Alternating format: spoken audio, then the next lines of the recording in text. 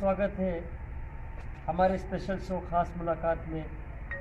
आज हमारे special show Hind today पर बात करने के लिए मौजूद हैं इस इलाके की मशहूर शख्सियत, और जहाँ पे हम बैठे हैं ये मवई के नाम से जाना जाता है। और ये जो इलाका है बहुत ही इसकी पुरानी तारीख रही है। भटियाने के नाम से इसको जाना जाता है, बहुत ही पुरानी इसकी तारीख रही है। तो उसके लिए हम बात करेंगे। हमारे साथ मौजूद है उर्दू स्कॉलर डॉक्टर अनवर हुसैन साहब। पहले तो आपका हमारे चैनल पर खैर मकदम है। बहुत शुक्रिया, आप लोग यहाँ तशरीफ़ लाए हैं। भटियाने की तारीख़ बहुत कदीमी रही। हम लोग भट्टी राजपूत से ताल्लुक़ है हम लोगों का, और आप जहाँ तशरीफ़ रख रहे हैं वो मवई ब्लॉक में न्योरा गाँव है, जो एक छोटा कस्बा है। भटियाना भट्टियों की जब यहाँ पर आबादी हो गई तब से इस इलाके का नाम भटियाना पड़ा। पहले यहाँ पर भर लोगों की आबादी थी और हम लोग राजस्थान से आए हुए हैं।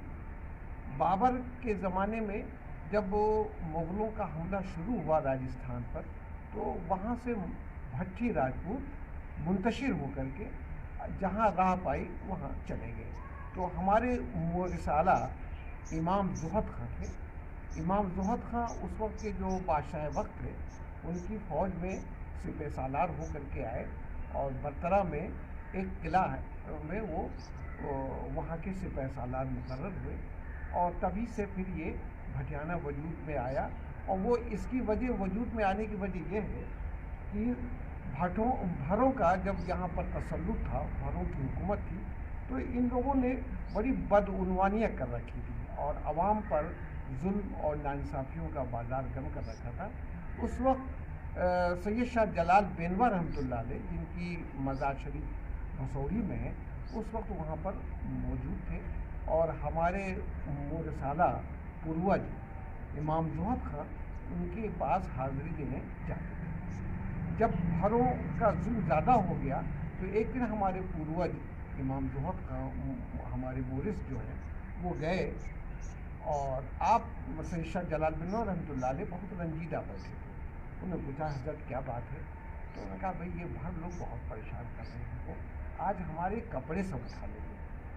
तो इस पर इमाम ज़ुहद खां ने कहा कि आप अगर हुक्म दें, इजाज़त दें, तो हम इन लोगों को शिकस्त दें। हमारे पास फ़ौज भी है, यहाँ पर बादशाह वक्त की एक फ़ौज भी है, हम भी। उन्होंने कहा कि जाओ, हमने तुम्हें इजाज़त दी, दुआ दी, तुम्हारी नस्ल जो है उसको हमने तहतुस्सरा में उसकी जड़ गाड़ दी है। तहतुस्सरा मतलब पाताल में गाड़ दी है। तुम लोग हमेशा इस इलाके में शाद आबाद रहो। तब से ये भटियाना वजूद में आया है। वाजिबुल अर्ज़ में जो तारीख़ मिलती है वो 588 फसली की है, लेकिन ये तारीख़ गलत है। हम लोग बाबर के बाद यहाँ पर आए। उस वक्त चाहे दौर हुमायूं का रहा हो या अकबर के दौर की शुरुआत रही हो, पर तभी से हम लोग यहाँ पर आए। और जब ये भर लोग शिकस्त से दूचार हो गए तो फिर बादशाह वक्त की तरफ से ये दो परगने बतौर ज़मींदारी अता हुए, परगना मवई और परगना बसौरी। इनके इमाम ज़ुहद खां के दो औलाद थी, काले खां और मीना खां। काले खां बड़े थे, काले खां को परगना बसौरी मिला और मीना खां को परगना मवई मिला। इस तरीके से ये दो थोक हुए। उसके बाद इन दोनों बुज़ुर्गों के यानी काले खां और मीना खां के चार औलाद हुई। इस तरीके से 8 थोक हो गए। वो 8 थोक की तफसील अलग है। वो इस सवाल आपसे इस सवाल से कोई इसका मतलब नहीं है। अगर आप पूछेंगे तो नहीं डॉक्टर साहब, आपसे सवाल हम ये शुरू करेंगे कि आपकी जो शिक्षा थी वो बचपन से आपको क्या बनने का शौक़ था? आप एक उर्दू स्कॉलर हैं और मशहूर उर्दू स्कॉलर हैं, तो बचपन का जो सिलसिला तालीम का आपका रहा तो कहाँ तक पहुँचने का रहा?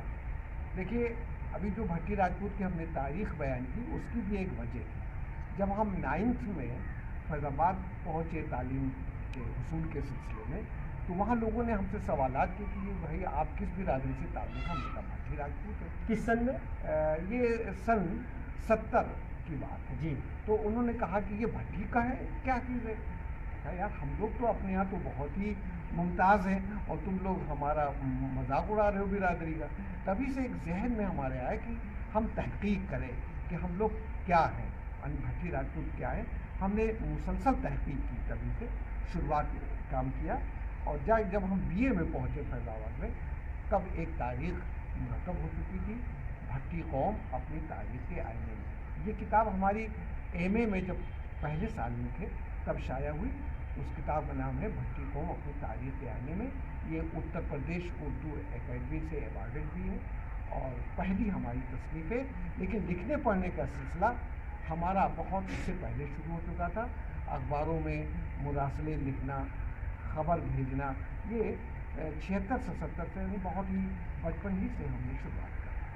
مطلب آپ کا جو کتابوں کا لکھنے کا جو سلسلہ تھا وہ گریجویشن سے ہی آپ نے شروع کر دیا تھا؟ ایک کتاب آپ نے کئی کتابیں لکھی ہیں، قریب 15-16 کتابیں لکھی ہیں، تو کوئی ایسی کتاب آپ بتائیں جو آپ کی بہت ہی مشہور رہی ہو؟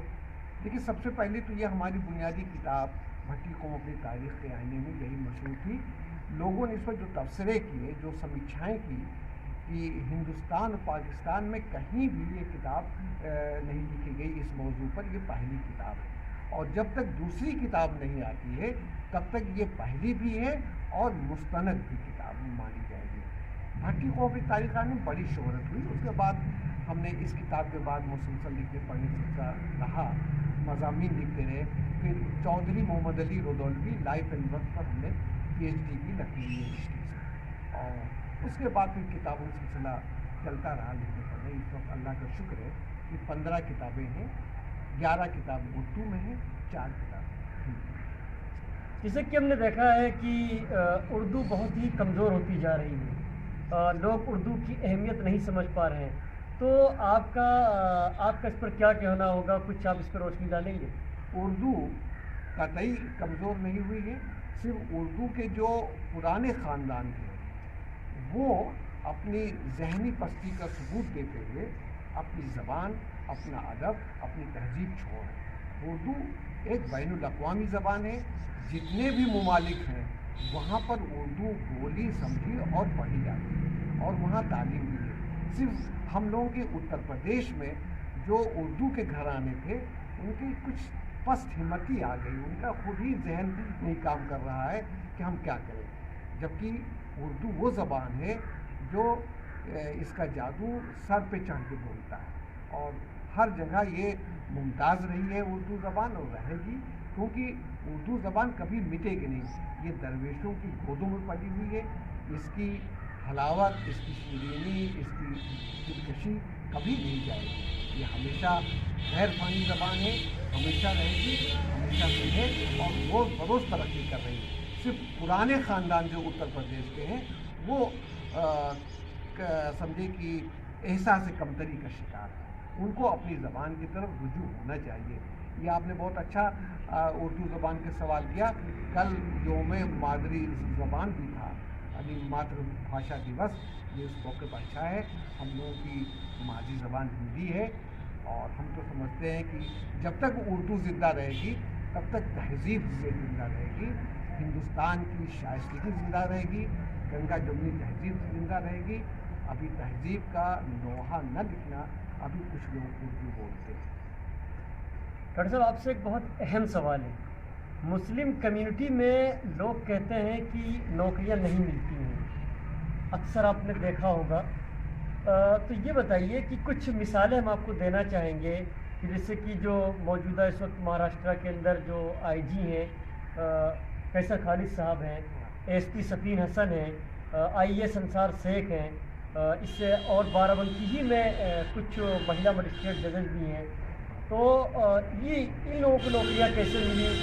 کیا آپ یہ کہنا چاہیں گے کہ نوکری کے لیے پڑھنا پڑتا ہے، کمپٹیشن کا دور ہے، اس پہ آپ جو ہے لوگوں کو کیا پیغام دینا چاہیں گے؟ دیکھیے، اس سلسلے میں جو ابھی ہم نے عرض کیا کہ ہم لوگ احساس کمتری کا شکار ہیں، ہم لوگ محنت کرنا نہیں جانتے، پڑھتے نہیں ہیں۔ مسلم بچے پڑھ نہیں رہے، کمپٹیشن کا دور ہے، کمپٹیٹیو پیریڈ ہے، اس میں اکثریت کی آبادی سے اقلیت کی آبادی کو زیادہ محنت کرنی پڑے گی. ہم لوگ محنت سے جی چکا ہے. تعصب ممکن ہے کہ کسی سطح پہ ہو سکتا ہو, یہ تو ہندوستان کا پرانا روگ ہے, جات پرتھا بھی ہے, یہاں ہر طرح کا تعصب چلتا ہے, لیکن پھر بھی ہم سمجھتے ہیں کہ اپنوں میں یہ کمی ہے. جو بچے کمپٹیشن بیٹ کرتے ہیں وہ آگے نکلتے ہیں. ابھی مانجن پور میں ایک فہیم قریشی کا لڑکا ہے, وہ جو ہے DSP ہوا ہے اور شاندار اس کا کیریئر ہے. اور بھی بچے اچھے جا رہے ہیں, بہت سی مثالیں ہمارے پاس ہیں جنہوں نے کمپٹیشن بیٹ کیا. بھائی دیکھیے, کوئی آسانی سے نہیں دے گا نوکری, آپ کو سخت محنت کرنی پڑے گی, جدوجہد کرنی پڑے گی, کیونکہ آپ کا مقابلہ اکثریت سے. آپ اقلیت میں آپ کو اضافی محنت, اترکت شرم کرنا پڑے گا, تب آپ ان کے مقابلے میں آ پائیں گے. کیونکہ محنت کی بات جب آپ کریں تو ہم نے دیکھا ہے UPSC کے اندر جا کے, جیسے کہ ڈاکٹر شاہ فیصل صاحب 2009 میں اس کے IAS ٹاپر تھے, آل انڈیا ٹاپر تھے.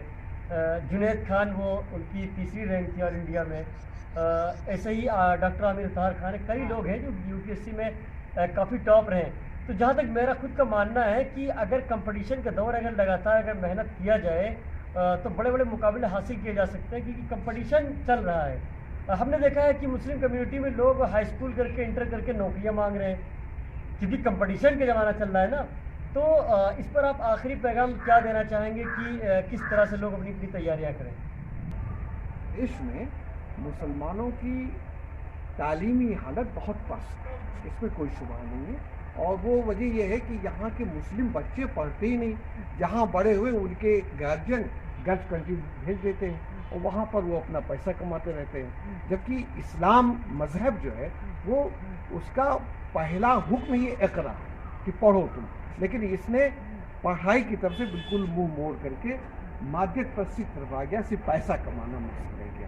یہ بہت ہی بری بات ہے, برا یہ رجحان ہے.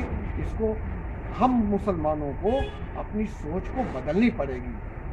ہمارے حضرت محمد رسول اللہ صلی اللہ علیہ وسلم کی حدیث شریف جس کا مفہوم یہ ہے کہ یہ امت یعنی امت مسلمہ جو ہے یہ فقر فاقہ سے عبادت ہے. یہ اس میں یہودیوں جیسی تعیش والی زندگی نہیں ہونی چاہیے. لیکن ہمارے اسلام میں ہم لوگ مسلمان لوگ عیش پسندی کی طرف آ گئے, دنیا پرستی کی طرف آ گئے, مادیت پرستی جس کو ہندو کہتے ہیں بھوتکتا وادی ہو رہے. ہم کو بھوتکتا وادی نہیں ہونا چاہیے, مادیت پرستی نہیں ہونی چاہیے. ہم کو پھر سے اپنی تعلیم کی طرف توجہ دینی ہوگی, اپنا کردار سدھارنا ہوگا, تبھی ہم ایک اچھے انسان بن سکیں گے, ہندوستان کے اچھے شہری ناگرک کہلائیں گے اور اپنے گھر پریوار کے لیے ان کے ہم مستقبل روشن کر سکیں گے. تبھی ہماری زندگی ایک سمجھے کارآمد ہوگی. ورنہ اگر ہم لوگ پیسے کے پیچھے بھاگیں گے تو نہ تو ہمارا مذہب سے واسطہ رہے گا اور نہ ہماری تعلیم سے. ہم کو ایک بار پھر اپنے جو اسلام مذہب کی جو تعلیم ہے اس کی طرف جانا ہوگا, تبھی ہم اچھے ناگرک کہلا سکیں گے, اچھے مسلمان کہلا سکیں گے, اچھے انسان کہلا سکیں گے. یہ تھے ہمارے ساتھ مشہور اسکالر, اردو اسکالر ڈاکٹر انور حسین صاحب, جن کا تعلق نورا سے ہے. یہ ایودھیا ضلع میں پڑتا ہے, ممبئی کے پاس میں. بہت ہی مشہور یہ علاقہ کہلاتا ہے, جو بھٹیانے کا علاقہ ہے, بہت ہی مشہور علاقہ ہے. تو ڈاکٹر صاحب نے ابھی یہی کہا کہ ہمیں تعلیم کی طرف زیادہ دھیان دینا چاہیے اور ہمیں اپنے بچوں کو پڑھانا چاہیے, کیونکہ اگر ہم تعلیم نہیں دیں گے تو کچھ نہیں دیں گے. سب کچھ تعلیم ہے, تعلیم کے بعد کوئی چیز ہے. محمد خالد خان, ہند ٹوڈے.